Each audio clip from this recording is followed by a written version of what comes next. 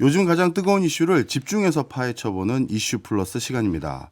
오늘은 머리로 깊이 생각하고 발로도 열심히 뛰는 학자분이시죠. 도시문헌학자 김시덕 박사님 모시고 대한민국 도시의 미래 전망해 봅니다. 어서 오십시오. 안녕하십니까. 네, 박사님 이번에 새 책 내셨더라고요. 예. 언제 책 나오나 저도 고대했던 사람 중에 하나인데 한국 도시의 미래. 저는 이 한국 도시의 미래라고 해서 뭐부터 진단하실까 했는데 첫 장부터 좀 신선했습니다. 원래 부동산 흐름 조망할 때요, 우리가 국제 정세까지 보지는 잘 않잖아요. 그렇죠. 그런데 제일 처음에 1장에서 소개하는 게 국제 정세와 우리나라 국토 이용의 현황, 그리고 과거, 그리고 미래까지를 조망할 수 있는 힌트를 주셨는데, 그리고 다 읽고 났더니 이 국제 정세가 국토의 흐름을 읽는데 굉장히 중요한 요소더라고요. 그거 한번 소개 좀 해주세요. 예. 한국은 미국 같은 나라가 아니라서 네, 언제나 한국을 위협하는 나라가 바로 옆에 있죠. 그렇죠. 위에도 있고 옆에도 있고. 그래서 저는 이제 부동산 하는 분들을 당연히 존중하고 많이 배우는데 이분들이 빼놓고 있는 아이템이 있는 것 같더라고요. 네, 토건, 법률, 경제를 잘 하시는데 네, 한국은 안보적인 문제가 큰 나라고 그리고 플러스 안전 문제 같은 게 있는데 이런 것들이 없다는 전제로 예, 가격을 논하시고 하셔서 네. 요거는 플러스가 되지 않겠는가. 특히 저는 원래 전공이 임진왜란 같은 전쟁사라서 네, 알죠. 그래서 이 관점으로 한국을 보다 보니까 이 말을 왜 안 하지라는 게 보였던 거예요. 네, 서울과 부산은 안보 위협 차원에서 동등하지 않다는 거죠. 네, 근데 그거를 빼놓고 부산이 왜 컸나를 말하면은 우리 부산 최고여만 되는데 그런 게 아니다. 서울이 위험해서 부산이 크거다. 이런 얘기를 할 수 있다는 네. 말씀드리고 있습니다. 맞습니다. 그러면서 저도 책에서 구체적인 사례도 언급하시고 뭐 방송이나 유튜브에서도 많이 얘기해 주시는데 중국 특수로 흥했던 동네 딱 짚어주시니까 확 와닿더라고요. 그것도 한번 말씀해 주세요. 그렇죠. 우리가 옛날 마카오 신사라고. 예. 그게 이제 자유중국, 그러니까 국민당이 중국 대륙에 있을 때 한국이 서해안이 흥했죠. 인천, 목포, 군산. 근데 49년에 국공대전이 끝나고 나서는 예. 한국이 서해안이 최전방이 됐습니다. 예. 한국은 경기도 강원도만 전방을 생각하시는데 서해안에 미군 기지 많았죠. 지금도 일부 있고. 그러면서 거긴 자유의 바다에서 최전방이 되면서 서해안 도시들이 다 망해버렸다라는. 예. 특히 목포 같은 곳은 너무 망해서 야외 박물관이죠. 네. 그래서 오히려 그게 레트로로 지금 뜨고 있습니다만. 그래서 그런 부분들을 정치적으로 경상도 정권이니 전라도 정권이라면 가지고는 이해할 수 없는 그렇네요. 더 큰 요인이 있다라는 거를 발견하고 있습니다. 예. 그 뒤에는 오히려 중국과의 관계가 복원되면서 우리나라 항만 중에서 가장 활성화됐던 대표적인 곳이 또 평택항 근처잖아요. 그렇죠. 그리고 그래서 중국 특수로 또 나름대로 서해안 부분에서 일정 부분이 활성화됐는데 네. 책에서는 또 중국 특수의 종료를 이제 얘기를 해 주셨어요. 그렇죠. 이른바 신냉전이죠. 네. 신냉전 하에서 여러분들이 지금 디커플링 잘 보고 계십니다만 이것이 과연 한국이 여든 야든 한국만의 힘으로 복원될 수 있는 것인가? 저는 아니라고 봅니다. 요로에서 말씀을 드립니다만 저는 이 상황이 최소한 50년은 갈 거라 보고요. 남북 문제가 아니라 예. 미국과 중국이 문제인 거죠. 예. 러시아도 포함해서. 지금 러시아가 정말 오버를 하고 있는데 네. 이게 과연 하루 이틀 내에 끝날까요? 이런 전제하에서 환동해 시대, 환서해 시대를 논해야 되고 특히 이제 여기서 화두가 되는 건 새만금 어떻게 할 것이냐 이런 문제들을 국제정세를 빼고 말할 수가 없다는 겁니다. 네. 그러니까 개혁개방 때 한국이 거기 올라타서 한중 무역을 통해서 돈을 번 건 잘했어요. 예. 하지만 영원하지 않다는 거죠. 예. 그걸 끝났다는 걸 이제 한국 시민들이 인식하시면 좋겠다는 말씀을 드리고 있습니다. 그러면 우리가 불과 몇 년 전까지만 우리가 돌이켜봐도 뭐 새만금을 비롯해서 서해안 연안의 여러 벨트들 이쪽에 대해서 투자 이슈들도 많았고 그걸 호재로 삼아서 부동산 또는 국토 이용을 논하는 또 어떤 지자체 장이라든가 전문가도 있었잖아요. 예. 그럼 앞으로 그런 것들이 활성화될 중요한 요인이 이제 사라진 거다 이렇게 저희가 결정을 해도 어떻게 보면 결론을 내도 될까요? 저는 그렇게 봅니다. 근데 이거는 정말 세계관의 문제라 이걸 동의하시는 분이 계실 거고 아니실 거라 생각합니다만 저는 그 전제하에서 도시의 발전을 보고 있습니다. 네. 그렇다면 또 한 가지 축이 이제 통일일 것 같습니다. 통일 분위기가 활성화됐었을 땐 뭐 파주 땅이 뭐 통일의 가장 최접점에 뭐 화해 무드가 되는 곳이다 이런 진단도 있었고 해서 그쪽 땅값이 또 들썩였었잖아요. 그러면 이제 경기 북부 지역은 우리가 어떤 관점에서 살펴봐야 돼요? 그러니까 우선 이번에 처음이 아니었다는 거죠. 예. 80년대 개혁개방 때도 이미 동두천, 파주, 철원, 고성 다 뛰었습니다. 네. 근데 몇십 년째 한번 뛰는데 들어가신 분들이 상투 잡은 채로 계시는 거고. 근데 그와는 별도로 제가 말씀드리는 거는 북한이 전술이 바뀌었거든요. 전술 예. 전략이.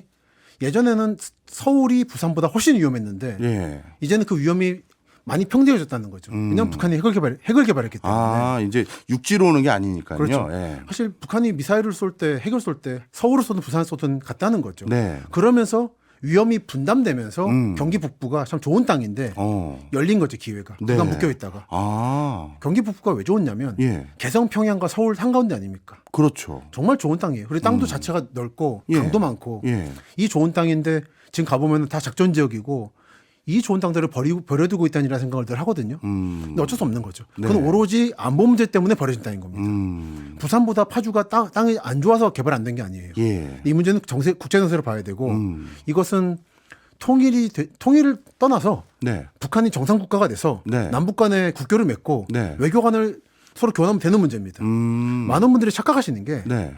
저도 이산가족이거든요. 아버지 쪽이. 이산가족이 가족을 못 만나는 게 통일이 안 돼서가 아닙니다. 네. 저쪽이 정상 국가가 아니라서 그래요. 그래서 국가 대 국가로서 외교 교섭을 맺으면 되는 겁니다. 그렇기 때문에 당분간은 반대로 그런 기회는 오지 않을 거다. 저는 그래서 특히 경기 북부나 강원도 쪽을 보실 때는 이건 세계관입니다. 역시. 예. 통일이 저는 안 된다. 50년은 이상 걸릴 거라는 전제 하에서 보시는 게 안전하겠다 생각을 하고 있습니다. 오히려 북한이 정상 국가가 되든지 아니면 네. 통일이 된다면 가장 저평가되고 있었던 경기 북부 지역 땅이 가장 관심의 대상이 된다. 이렇게 봐도 되겠네요. 그렇죠. 파주, 연천 그리고 강원도, 철원 네. 다 정말 금싸라기 땅들이죠. 네, 알겠습니다. 자, 이번에 좀 관점을 달리 해보겠습니다. 곧 선거예요. 네. 저는 그런데 이번 선거에 가장 뜨거운 감자가 될 줄 알았던 거 하나가 있었는데 금방 이 이야기가 식어버리더라고요. 그렇습니다. 바로 김포 서울 편이에요.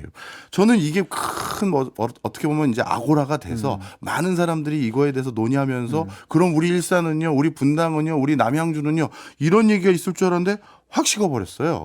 그런데 이 과정에서 더더욱 제가 놀라웠던 거는 박사님 얘기를 들어보니까 지금 우리나라의 대표적인 지자체 행정체계의 큰 틀이 가보개혁 때 형성된 거더라고요. 그렇습니다.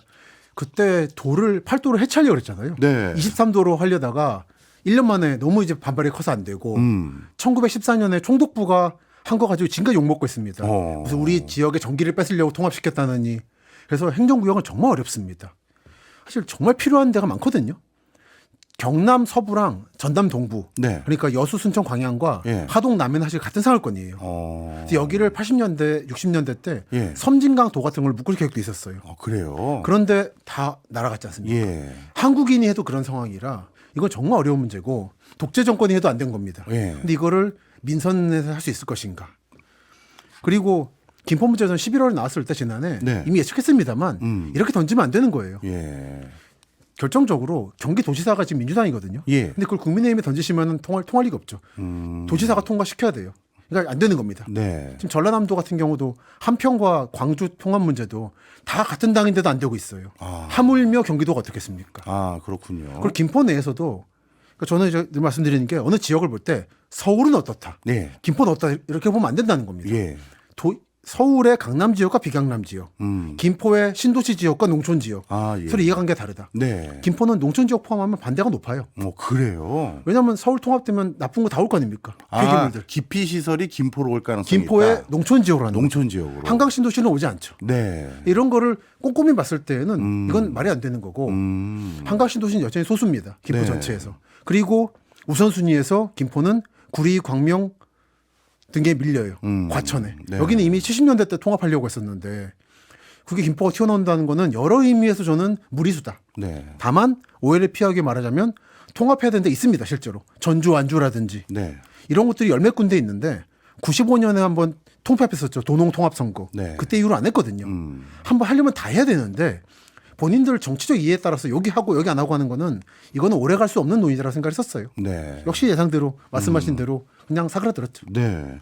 뭐 사실 김포를 가지고 말씀드리려는 게 아니라 이제 네. 우리 인구 구조도 좀 바뀌어가고 있고 산업 구조도 바뀌어가고 있고 그리고 교수님께서 박사님께서 늘 그 많은 매체를 통해서 말씀해 주신 실제 행정구역이 중요한 게 아니라 사람의 생활권이 어떻게 되는지가 참 중요하다 말씀 많이 해주시잖아요.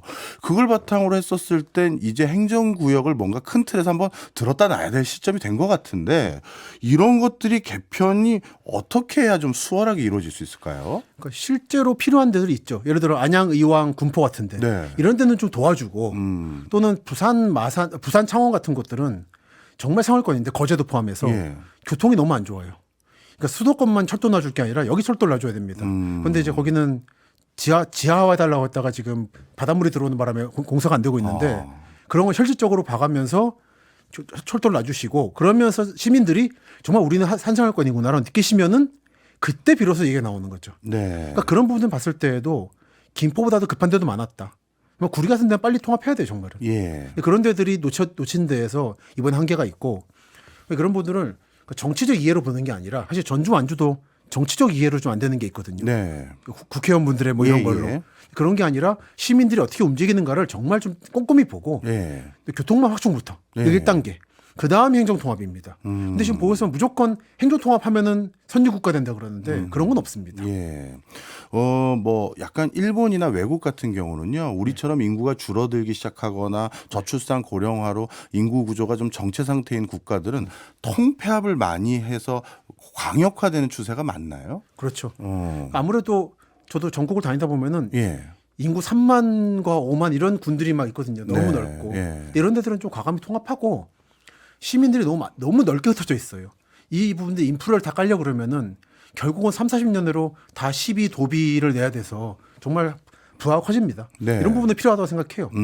그러면서 시민들을 묶어서 좁은 공간에 많이 사시게 하면은 지금 보면은 지방에 가면 버스 안 오잖아요. 네, 맞아요. 아무리 인구가 적은 지역에 한 8만 10만 돼도 예. 밀집해 살면 버스가 다닐 수 있습니다. 이거는 서울과 지방 차별이 아니라 인구가 흩어진 데서 비롯되는 거예요. 예. 그래서 컴팩트 시티를 만들어야 되는데 한국은 여전히 무조건 신도시 개발, 택지 예. 개발이죠. 네. 택지 개발 해놓고는 컴팩트 시티라 그러시는데 그거는 그게 아닌 거고 고층 빌딩 같은 데 사람을 모아놓고 인프라를 깔아야 된다는 거죠. 이 부분에서 저는 아직 한국이 첫 발을 못 내딛다 봅니다. 마강래 교수도 한탄하지만 지금 방식으로 개발하면 한국이 1억 병이 필요해요, 인구가. 근데 이민은 안 받아들이려고 그러고 여성들만 정말 뭐라고 하면서 자녀를 낳으라 그러는데 그럴 리가 없잖아요. 네, 네. 여러 가지로 답이 없는 상황입니다. 자연스럽게 컴팩트 시티 말씀을 주셨기 때문에 그 주제를 한번 여쭤보겠습니다.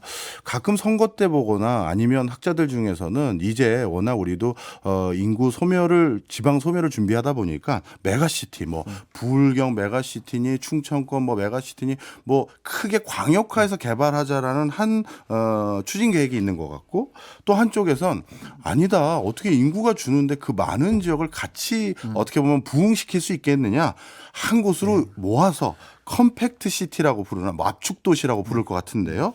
그런 방식이 적합하다 이런 논조들이 있는데 이거 우리가 어떻게 평가해야 되나요? 그러니까 이론적으로는 시민분들이 모이시는 게 맞습니다. 그래요? 그러면 인프라를 좀 압축적으로 드릴 수가 있어요. 네. 하지만 안 될 겁니다. 아 왜요? 어떤 나라도 안 되더라고요. 심지어 그 일본 이 압축도시 얘기 나온 일본도 본인들이 그냥 특히 노인분들이 예. 나 그냥 살다 죽을래까지 나가세요. 예. 그러다 보니까 편의점 같은 데가 망해버리거든요. 네. 그럼 이분들이 생선 고기 같은 걸 못 먹어요. 신선식품. 예, 예, 그래서 편의점들이 군대 근마차 같은 거 예. 차를 운행을 해가지고 일주일에 한 번씩 생선 배달하고 그렇습니다. 아. 그 정도로 해도 안 모이시더라고요. 어떻게 보면 나이 드신 분들은 자기가 계속 살았던 동네 안 떠나시려고 하더라고요. 맞습니다. 예. 그러니까 이건 정말 억지로 할 수 없는 거고 네. 근데 요즘에 나오는 거는 계절 이민 같은 게 있더라고요. 계절 이민이요. 혹석이나 혹한기 때만이라도 모여 사시라. 아.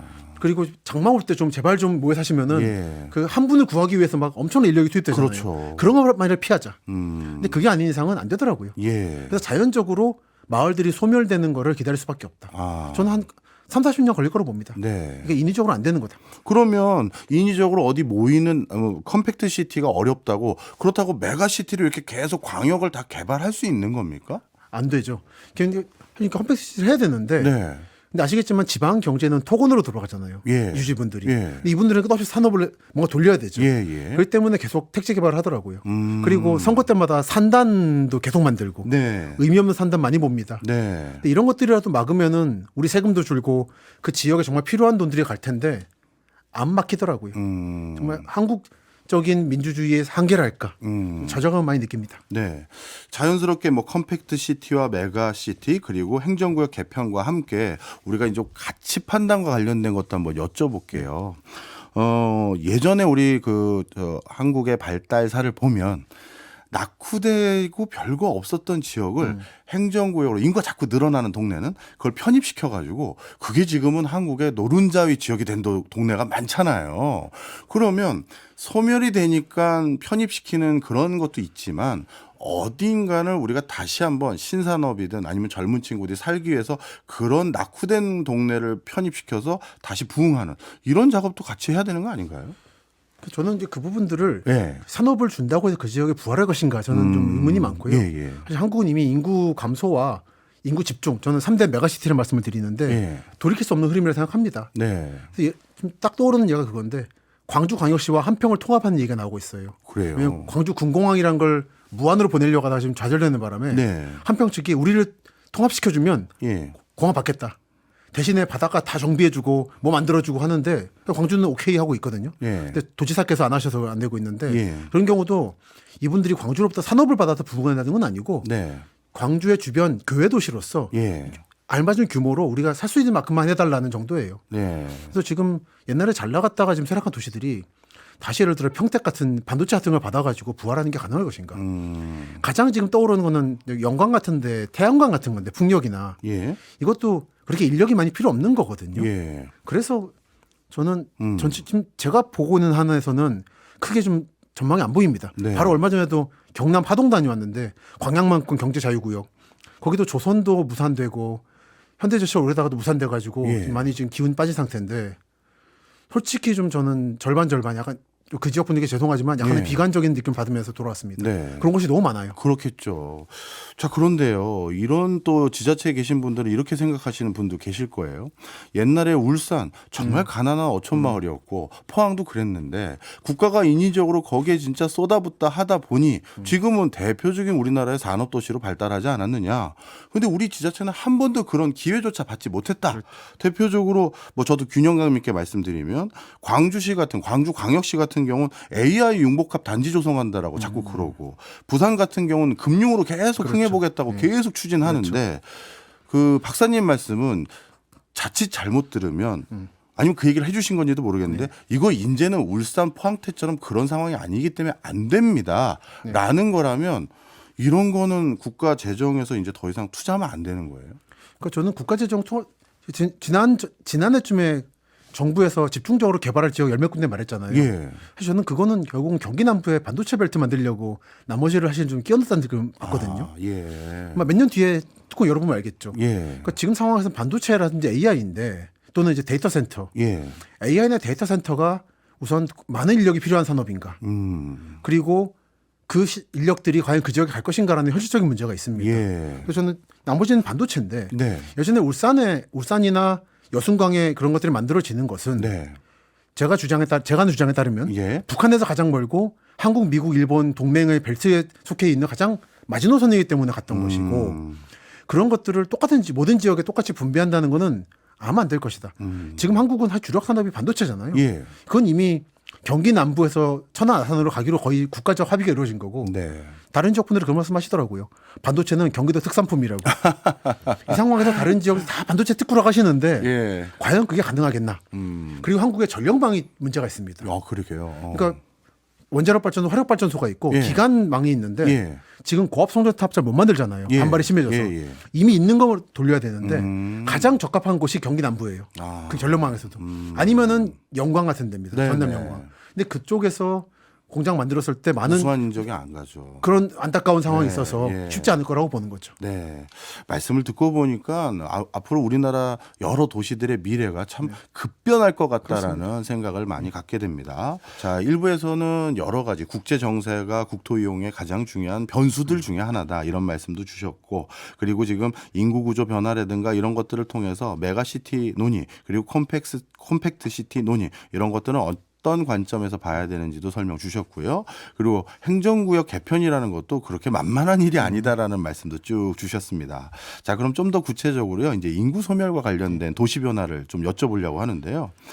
제가 박사님 저서를 보다가 이 인구 소멸로 인한 또 인구 구조 변화로 인한 공간 이용에 대한 재편이 요즘에 일어난 게 아니라 벌써 상당히 많이 일어났던 일이구나, 계속돼 왔던 일이구나를 느꼈어요. 대표적으로 과거에는 전라도가 충청도보다 인구가 많았습니다라는 얘기, 그리고 우리나라 제2의 도시는 원래 부산이 아니라 인천이었어요. 이런 멘트를 들으면서 아 그렇네 하는 생각이 들었습니다. 자, 그렇다면 책 제목도 우리나라 도시의 미래잖아요. 이런 현상이 계속되면 앞으로 도시들 중에서 어디가 가장 주목받고 어디가 제일 걱정되는 도시로 꼽으세요? 도시랄까지 권역으로 보는데 네. 이제 교통망으로 연결되는 대서울권이라는 게 있고요. 네. 그다음에 대전, 세종, 청주가 핵심이 되는 중부권이 있고 예. 그리고 포항부터 순천까지 네. 동남권이 있고요. 요 세 개는 아마 집중이 될 겁니다, 인구들이. 예. 그리고 인구가 철저 빠지더라도 이쪽의 중요성은 떨어지지 않을 거다. 플러스로 아마 구미 김천 지역, 네. 대구 구미 김천 쪽은 아마 어느 정도 지금 세력을 갖지 않을까. 예. 대구가 제4의 도시가 되어 있는 상태죠. 네. 그쪽 분들은 3위의 도시라 말씀하시지만 4위입니다. 네. 하지만 200 몇십만 정도 지금 그쪽에 광역철도가 만들어질 거라서 그 4개 정도는 아마 세력을 유지할 거고 나머지 네. 지역은 안타깝지만 인구 감소를 피할 수 없을 것이다. 예. 지금 보면 그 지역들 예를 들어 순천이라든지 익산 같은 곳들은 그래도 어느 정도 인구가 모여요. 예. 근데 그거는 마지막 불꽃이 불타고 있는 느낌에 가까워요. 그 주변 지역의 농산노촌이나 작은 도시들에서 빨아들이고 있는 중이고 네. 그 다음 단계로 다시 빠져나가는 네. 직전 단계라 네. 그런 부분들은 인위적으로 막을 수 있을 것인가? 네. 저는 없을 거로 봅니다. 네. 그 전주와 나주가 한참 세력이 있어서 전라도 일대, 광주는 없었잖아요. 예. 그게 원래 도시라서 여러분들의 고향이 사라지는 게 안타까운 건 알겠으나 이거를 인위적으로 막는 건 쉽지 않을 거다. 마치 네. 주식시장을 한 사람이 막을 수 없는 것처럼 그렇게 생각합니다. 네. 뭐 이 듣기만 하시는 분들도 오해하실까봐 네. 제가 말씀드리면 박사님 책에는 객관적인 데이터와 실제 직접 가서 현장 답사한 내용들 그걸 바탕으로 어떻게 보면 신중하게 판단해서 말씀한 것이지 그 동네 사셨던 분들 사시고 계신 분들 섭섭해하게 생각하시면 안 됩니다. 늘 그 부분 주의하고 있습니다. 네, 네. 그리고 조금만 오해를 네. 피하자 말씀드리면 아직은 부산이 2위고요. 네. 한 10년 내로 인천이 앞설 것 같다는 거. 예. 그리고 충청도가 전라도보다 인구 적었던 거는 예. 이제 역전된 게 전라도 땅을 좀 뺏어갔어요. 충청도가.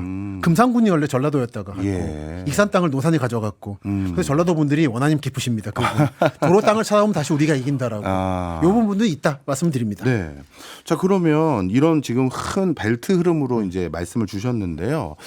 요즘 점점 우리나라 국민 소득이 올라가기 시작하면서 레저 문화라든가 이런 것들에 관심이 높아져서 강원도 지역은 우리는 기회가 있다 이렇게 말씀하시는데 강원도 언급을 안 하셨어요. 저는 동해안 속권이라고 말씀드렸는데 네. 저는 강원도 쪽은 기회가 있다고 봅니다. 무엇보다도 그쪽은 서해안에서 시작되는 미세먼지에서 안전한 지역이라. 다만 이제 산불이 위험이 있고 네. 해안 침식 위험이 있지만 저는 강원도는 전체적으로 고성부터 울진 영도까지 기회 땅이라고 생각해요. 네. 올해 말 내년 사이에 동해선 철도가 전선 개통하는데 네. 그러면 현재는 삼척은 이제 이미지가 좀 있으실 거예요. 예. 어느 정도 괜찮은 땅인 것 같다. 영도 울진은 저는 재발견될 거로 봅니다. 정말 좋은 땅들이에요. 네. 지금 강릉 속초 말하고 네. 요즘 고성 얘기 나오고 양양 나오잖아요. 네. 그 다음에 삼척 울진 영동인 것 같아요. 동남권 분들도 아시더라고요. 네. 본인들 몰래게 즐기시더라고요. 네. 거기가 전 국민에 개방되고 아마 세컨하우스로서 동해안 전역이 재발견된다 보는데 네. 다만 그게 중국, 러시아, 북한과 사이가 좋아져서 환동의 시대가 오는 건 그런 건 다른 문제다. 예. 오히려 중국에서 멀어서 미세먼지가 덜 온다라는 게 장점이 될 거다. 오히려 라고 보고 있죠. 예. 지금 자연스럽게 질문을 이어주셨는데요. 지금 어떻게 보면 국가 차원에서 큰 흐름을 말씀을 나누고 있습니다만 개인도 이 흐름 속에서 대비를 해야 되잖아요.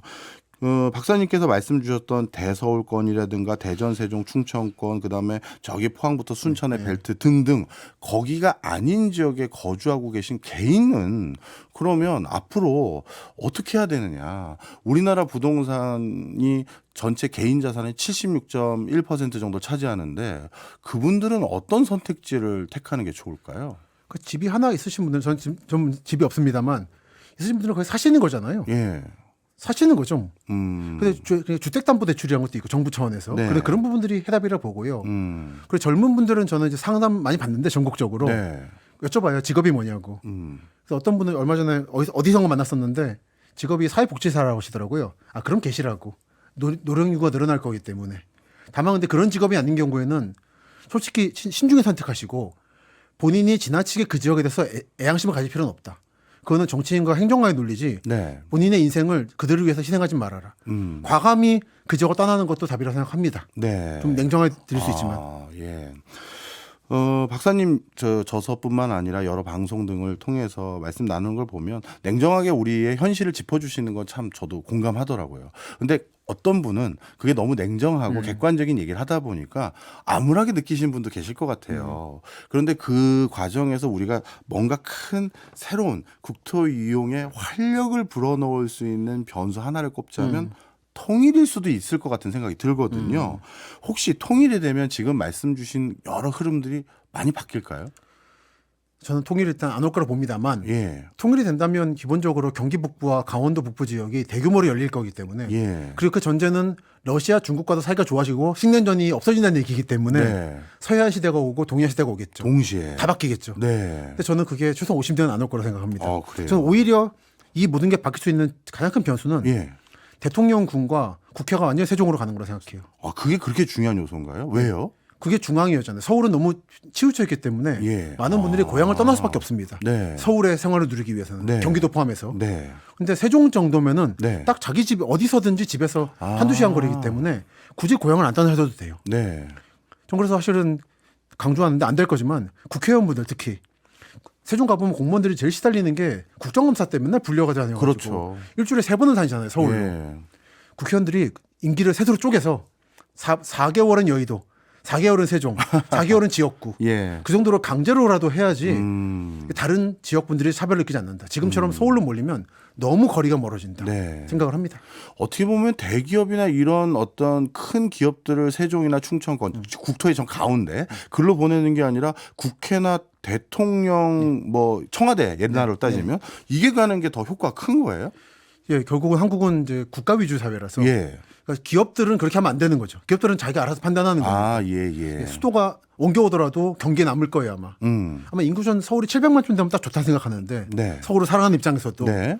그거 말고 한국에 제가 이 책에서도 말씀드렸지만 행정구역이 그러니까 군청이나 시청이 없어진 다음에 소멸해버린 적이 너무 많거든요. 네. 그렇기 때문에 반대로 말하면 국회라든지 대통령이 존재한다는 건 너무나도 중요한 일입니다. 한국에서는. 네. 사실 미국 같은 자본주의 국가도 그 정도거든요. 그렇기 때문에 저는 세종에 이번에 막 보니까 여권에서 막 승리한다면 완전 옮긴다고 하는데 좀 빈말 아니라 진짜로 좀 하려면 좋겠어요. 그게 모든 국민을 행복하게 하는 일입니다. 네. 이번에는 교통도 한번 얘기를 드려볼까 합니다. 예전 그러니까 뭐라 그럴까요? 막 개발연대 시기 이전에 예전에는 대전이라는 도시가 그렇게 큰 주목을 못 받았는데 그렇죠. 대전역 그러니까 철도라는 교통수단 때문에 대전이라는 지역이 급성장했잖아요. 그렇죠. 그런데 요즘은 또 특이한 현상이 일어난다는 걸 책에서 또 써주셨는데 뭐냐면 철도역의 위치에 따라서 원도심이 살아나는 게 아니라 죽기도 한다라는 표현을 써주셨어요. 그러니까 철도 위치 특이한 건 아니고요. 당연한 건데 이제 철도역이 옮겨가면은 구도심은 거의 정확하게 소멸합니다. 그리고 대전 경우는 약간 오해를 피하기 위해 말씀드리면 철도역이 생긴 거 플러스 예. 공주에 있던 도청이 옮겨왔어요. 두 가지가 플러스 되면서 대전은 150만이 됐죠. 네. 그래서 사실 한국의 모든 도시들이 KTX역 유치하는 거랑 예. 혁신도시 가져오고 싶은 건 사실은 대전 모델이에요. 그러니까 사실 저 공주군 대전리 같은 조그만 동네가 150만이 됐으니까 네. 이 성공담을 우리도 해보고 싶다라는 게 예를 들어 구미 같은 곳들인 거죠. 김천 같은 데들 쉽지 않고요. 네. 그리고 예, 철도역에 옮기면 당연히 소멸하는 게 있고 예. 철도역을 지켰을 때 성공한 사례는 강릉역 같은 거죠. 예. 동계올림픽을 막판까지 거의 벼랑 끝 전술로 해서 구도심 그대로 위치를 지킨 사례를. 네. 그래서 구도심이 살아남으면서 강릉 요즘 안목해변 같은 유명하잖아요. 네. 다 살린 사례. 예. 그런데 그렇게 하려면은 국제적 스포츠를 한번 유치해야 됩니다. 아니면 엑스포팅을 해야 되는데 그렇지 않고서는 웬만하면 철도공단에 따라서 이게 저기 보상비 적은 대로 갑니다. 근데 그러면 틀림없이 구도심은 소멸해요. 예전에는 사실 대전 말씀 주셨으니까 철도역 놓고 거기에 대해서 뭐 활동할 수 있는 터전 만들면 그게 이렇게 광역시급까지 성장을 했는데 요즘 제가 혁신도시들 여러 뭐 관공소들이나 이런 데 방문하러 가보면요. 어마어마하게 큰 규모로 혁신도시를 지어놨더니 이게 구도심을 오히려 빨아들여 버리더라고요. 맞습니다. 그래서 구도심에 빈집만 많아지고 그렇다고 혁신도시가 잘 살았느냐? 그것도 아닌 것 같고. 다 망하고 있죠. 네. 그러면 좀 전에 우리 박사님께서 설명 주셨던 다른 많은 지자체에서 대전 모델을 따라가고 있다고 하지만 이제 대전 모델이 더 이상 워킹하지 않는 거 아니에요? 하지만 저는 천안 아산역과 예. 오송역을 보면서 그 생각을 여전히 하고 있죠. 이 둘 다 경우는 뭐냐면 역이 만들었고 고속철도가 예. 이제 재래서는 의미가 없고요. 예. 플러스 기업이 들어오고 있죠. 네. 오송 오창은 에코프로라든지 LG 화학이 들어오고 있고 예. 천안 아산은 삼성 반도체와 디스플레이가 들어왔죠. 네. 근데 지금은 이제 정부보다는 기업과 철도역 이 모델은 저는 여전히 유효하다 생각하고 구미 김천 같은 혁신 도시들은 네. 그 공무원들이 서울에서 내려오길 바란 건데 제가 새벽에 행신역에서 이제 많이 타거든요. 정말 길을 쓰고 출근하시더라고요. 저 그래서 단언컨대 ITX 세종역 만들어지면 세종 인구 확 줄 겁니다. 이게 안 가려 그래요. 예. 그리고 말씀하신 것처럼 혁신도시 만들면 본인 지역 인구는 그대로 남으면서 서울 경기권 인구가 들어오길 바라신 건데 예. 그게 아니라 지역 내에 집 갈아타기가 일어났죠. 예. 그러면서 구도심 다 소멸하고 혁신도시 자체는 또 어설프게 만들다 보니까 거의 사막처럼 돼버려가지고 예. 다 공멸하는 상황이라 예. 혁신도시는 실패한 것 같아요. 사실 이게 정말은 구도심에 붙였어야 되는데 보시면 다 음성 진천처럼 딱 중간에 만들잖아요. 예. 이거는 나눠먹기를 해야 되기 때문에 한국적 행정의 실패라고 봅니다. 예. 그래서 최근에 얘기는 혁신도시 2기는 구도심 압수도시로 만들겠다고 하는데 과연 가능할 것인가에 대해서는 저는 한국은 좀 그런 정치력이 점점 없어지고 있다는 생각하는 입장이라 예. 쉽지 않을 거로 봅니다. 네. 지금 두 가지 말씀을 같이 해주셨어요. 영 놓고 네. 그다음에 새로운 터전 만드니까 천안같이 활성화되고 그다음에 아산같이 잘 되고 오송도 오송같이, 얘기했고 예. 그렇지만 또 다른 데도 우리도 철도 똑같이 만들었고 새로운 터전으로 혁신도시 만들었는데 뭐 전주도 그렇고 다른 지역들 같은 경우 우리는 오히려 구도시만 잡아먹었는데 이 차이는 뭡니까라고 하면 뭐라고. 그러니까 기업들이 안 오고 정부 기관들인데 너무 네. 흩어버렸죠. 아. 사실은 혁신도시를 1기 때 한 두세 군데로 몰았어야 돼요. 아, 예. 그것도 도심 근처로 만들었어야 되는데 다 뿌렸고 팔도에 그리고 다 중간에 만들고 그러니까 실패한 거죠. 네. 사실 좀 2기라도 그렇게 하면 좋겠는데 몇 군데를 모아서 근데 예를 들어서 내포신도시 충청남도청 있는 거기는 공공기관이 안 갔거든요. 예. 반드시 내놔라. 그리고 구미김천 같은 데는 1기 때 좀 애매했어요. 예. 오다 말았습니다. 그래서 더 달라고 하는데 다른 경북이 가만히 있을까요? 보나마나 이게 반복될 거라서 네. 쉽지 않다. 네. 저는 하지만 희망사항으로는 지금이라도 한 두 군데로 몰면 좋겠다. 그러면 아마 천안 아산이나 오송한테 직접 효과가 날 거로 봅니다. 네. 박사님 말씀을 지금까지 좀 정리를 하면요. 한 가지 흐름은 분명해 보입니다. 사람들이 그나마 살기 좋은 특정 지역으로 자연스럽게 몰려가는 현상은 분명히 있을 것이다. 이런 게 이제 어느 정도 흐름이 잡히는데요. 그러면 이제 국가 차원에서 고민이 있습니다. 많은 사람들이 어떻게 보면 삶의 어떤 조건을 유지하기 위해서는 어떤 인프라를 누리기 위해서는 자기 동네에서는 그게 점점 소멸하는 지역들도 많아질 거기 때문에 서울까지 오든지 아니면 근처에 활성화된 어떤 권역으로 가야 되는데 그거를 원활하게 할 수 있도록 하려면 교통 인프라와 교통 수단을 또 국민들에게 적절하게 제공해 줘야 되잖아요. 그런데 많이 사는 사람들이 있는 동네에다가 교통 인프라를 깔아주면 재정 효율성이 있는 집행이었는데 이용률이 떨어지는데 그 사람들도 간간히 여기 광역권으로 오게 만들려면 그거 다 깔아주고 유지하려면 이거 교통 인프라를 앞으로 어떻게 판단해야 될까요? 우선 지하화 요즘 유행인데 예. 지하화는 좀 과감히 포기하시고 네. 지하화는 아주 유지 보수가 너무 힘듭니다. 돈도 예. 많이 들고. 그래서 광역권들 예를 들어 부산 창원 같은 곳들은 과감히 철도 더 깔고 예. 여긴 너무 지나치게 버스에 의존하고 있어요. 예. 반면 최근에 달빛 내륙철도 통과했지만 사실 이거는 저는 좀 그렇거든요. 솔직히 이런 데들은 오히려 버스들을 더 운행시켜야 되는 거고 그리고 요즘에 지방 답사를 대중교통으로 다니니까 버스 터미널 문 닫은 걸 너무 많이 봅니다. 노선 네, 폐쇄되고 맞아요. 이런 것들 사실 공용화 시켜야 돼요. 한국 정도 국가면 공용화도 됩니다. 특히 터미널 같은 거. 이게 안 하니까 자차 운행을 가버리는 거예요. 예, 예. 그러면서 시민들이 더 교통에서 소외돼 버리는 거죠. 그래서 정리하자면 인구 밀집 지역은 더 철도로 과감하게 그리고 인구 소멸 지역은 국가가 책임지고 버스 대중교통을 확충. 네. 이거를 시장 경제에 맡기면 안 된다고 생각합니다. 특히 네. 후자는. 네. 근데 이제 물론 저도 동의하는 부분이 많아요. 왜냐하면 나이 드신 분들이 더 많아지면 들수록 자차로 이동하는 게 또 위험하기도 하거든요. 연세 드시면 위험하거든요. 그렇죠. 그래서 버스랑 철도가 뭔가 대안이 돼줘야 되는데 그걸 결국 시장성이 없는 노선이 점점 늘어나는 상황에서 국가가 그걸 벌충하려면 이것도 돈인데. 그러니까 이제 민자 얘기 나오는 건데 네. 민자가 쉽지 않겠다는 거죠. 예. 그러니까 요즘에 다 너무 이제 민자로 깔겠다고 말씀 잘하시는데 다들 되겠습니까? 지금 제가 책에서 예를 든 게 철도는 아니지만 경부고속도로 강남 구간이 좀 고가도로잖아요. 이거를 지하화시키는 사업을 리니어파크라고 지금 계획하고 있는데 서울시가 네. 민자로 하겠다고. 네. 이건 시장성이 있어요. 강남이니까. 예. 이게 아마 성공한다면 이 모델이 아마 전국에 갈 것 같습니다.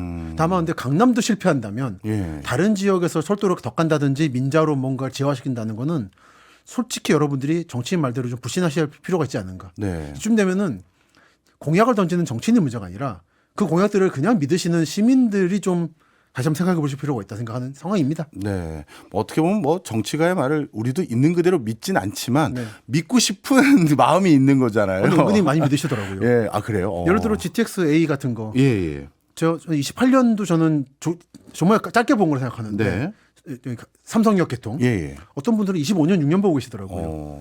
또는 저 대구 공항이 군위로 이전합니다. 예. 그게 저 출처로 바뀔 수 없는 요로에서는 한 30년 봐요. 근데 대구 분들은 8년, 10년 말씀하시더라고요.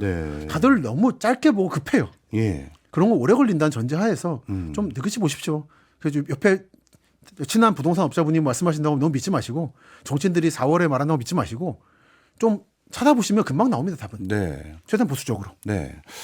박사님 책을 읽으면서 제가 들었던 생각은 참 우리가 믿기 싫은 불편한 진실들을 조목조목 인정할 수밖에 없는 부분도 설명해 주시면서 그렇기 때문에 우리가 이런 대응과 준비를 해야 됩니다라는 힌트들도 많이 주세요. 그런데 제가 그중에서 참 마음이 좀 그랬던 부분 중에 하나가 강남 얘기하는 챕터가 있잖아요. 강남은 영원하다라고 네. 표현을 해 주셨던 걸로 기억하는데 그러면서 이 강남이 우리나라의 가장 어떻게 보면 노른자의 땅이라고 해야 될까요? 그게 계속될 수밖에 없는 이유를 설명해 주셨거든요. 공유 좀 한번 해 주시죠. 그러니까 박정희 대통령이 살아 있었으면은 예. 행정 수도가 80년대 말 90년대에 완성됐을 겁니다. 예. 그랬으면 강남은 버려졌을 거예요. 음. 이미 강남은 버려지는 직류가 있었죠. 상공부 단지 같은 거 총부처 단지를 만들려다가 좌절된 게 코엑스 아니겠습니까? 네, 삼성동 땅이 원래 상공부 땅이었으니까요. 맞습니다. 근데 안 왔고 예. 상공부가 관사 만들겠다니까 만들지 말라 그러고 예. 그 대신에 과천 만들고 그리고 한전만 왔죠. 네. 이런 거고. 근데 하지만 그게 좌절됐고 사실은 강남은 정부한테 버려진 거라 생각해요 저는. 버려서 순수하게 민간의 힘으로 여기까지 온 거예요. 그게 강남의 위대함인 거고. 예. 이거를 넘어갈 수 있는 유일한 길은 세종 또는 대세청 메가시티가 예. 엄청나게 성장하는 건데 네. 우리가 노무현 대통령 때 박근혜 당대표와 함께 그렇게 합의를 했어도 박정희 대통령 때 규모의 3분의 1밖에 실현을 못 시켰어요. 저는 이게 민주주의 시대의 정치력은 그런 것이다. 그렇기 때문에 강남을 능가할 만한 지역을 인위적으로 만들 수 없을 것이다. 네. 그리고 다른 경제적인 성장이 보이는 지역이 있는가 그러면 저는 안 보이더라고요. 솔직히. 예. 나름대로 열심히 다니고 있는데 저는 못 봤습니다. 네. 그러니까 강남이 잘나서가 아니라 다른 데가 뛰어넘지 못하기 때문에 강남이 영원할 것 같다고 보는 거죠. 어떻게 보면 강남으로 자금과 사람과 여러 가지 혁신 역량이 쏠려지는 그 큰 흐름을 인위적으로 국가의 힘으로 바꿀 수 있는 그만한 정치적 리더십이 이렇게 민주화된 국가에서는 쉽지 않다. 이런 거네요. 맞습니다. 그게 민주주의이기도 하죠. 예. 그러면 야, 이게 되게 또 불편한 진실이거든요. 우리나라에 적지 않은 분들은 어떻게 보면 부동산의 지가 상승으로 그 반열에 올라간 분들이 계시고 그중에서 가장 상징적인 공간이 강남인데 그러면 뭔가 부동산으로 인한 여러 가지 기회 불균형 이거를 조정하고 차단하기 이제 어려운 상황입니까? 근데 그게 자본주의 아니겠습니까? 그래서 저는 강남 3구는 저도 뭐 당연히 못 들어가고 예. 세입자로 살았지만 그쪽 집값은 따로 생각하시고 예. 너무 그쪽에 바라보시면서 배합하지 마세요. 예. 그러니까 소소하게 사는 것도 받아들일 때가 되지 않았는가 생각합니다. 네, 알겠습니다. 자, 그러면 이제 우리가 대안도 제시를 해드려야죠.